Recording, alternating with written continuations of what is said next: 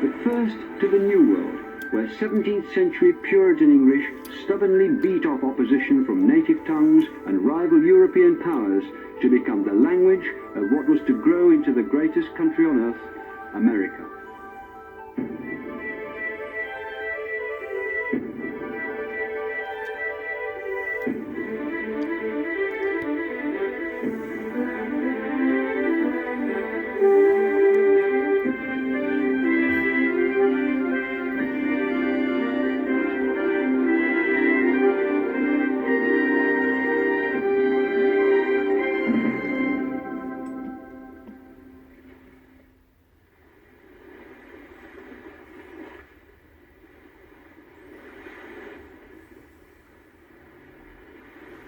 This was the newfound land. To the first settlers' eyes, this was a vast and, it seemed, empty space. And yet it's because of their first determined steps onto this soil nearly 400 years ago that English would one day speak for America.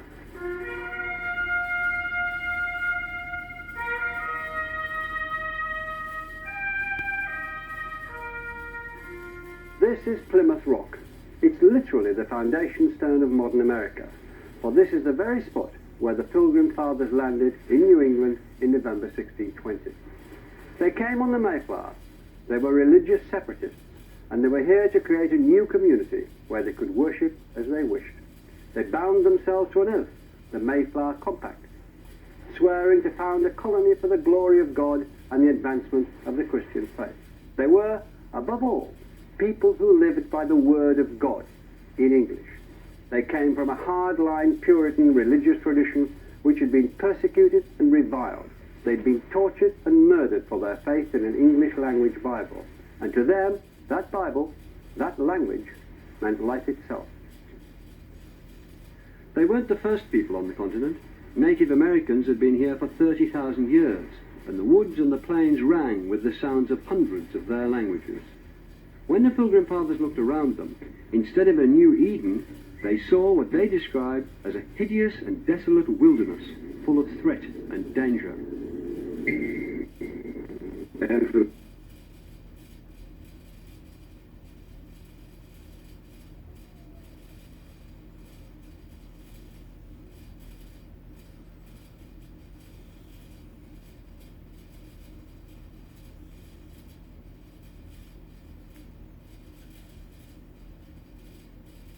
The season, it was winter, and they that know the winters of that country know them to be sharp and violent, and subject to cruel and fierce storms.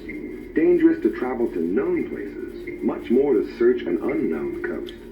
Besides, what could they see but a desolate wilderness, full of wild beasts and wild men? And what multitudes there might be of them, they knew not. They were cold, hungry, and prey to sickness. Nearly half of the company of 144 died that first winter. It wasn't going to be easy to turn their oath into reality and to give English its toehold on the land. The Pilgrim Fathers had one advantage, though. They had come here to stay, and they wanted their settlement to be English. New England, they were to call it, but true England might have been more accurate. Their first move was to build a settlement, recreated here, Plymouth Plantation. They lived in terror of the supposedly wild men in the wilderness outside. But before they could even do that, they were to owe their survival to one of those wild men, and an extraordinary encounter with the English language. And whilst we were busied hereabout, we were interrupted. For there presented himself a savage, which caused an alarm. He very boldly came all alone up to the houses, where we intercepted him, not suffering him to go in, as undoubtedly he would, out of his boldness. He saluted us in English, and bade us welcome. So, welcome was the first word spoken by a native that the Pilgrim Fathers understood. The man who'd come out of the wilderness had picked up some words from the English fishermen who worked the coast. Even more extraordinarily, he was able to introduce them to Tisquantum, or Squanto as he became known. He is the most important man in this chapter of the adventure of English. He'd been kidnapped by English sailors 15 years before, taken to London where he was trained to be a guide and interpreter and learned English. Then he managed to escape on a return visit. To the colonists, it must have seemed like a miracle. It was the most unlikely of all coincidences that they should have settled near the tribal home of the man who was almost certainly the only English speaker for hundreds of miles around. But for their extraordinary good fortune, the whole history of America might have been very different. For Squanto saved the colony, and who knows, gave America the English language. Squanto taught the settlers how to farm the unfamiliar land, and he got them through that terrible first New England winter. It's almost certain that without him, sickness and hunger would have wiped out the settlers. Against all odds, the English colony had been saved by an encounter with the English language. The adventure had planted its roots in American soil.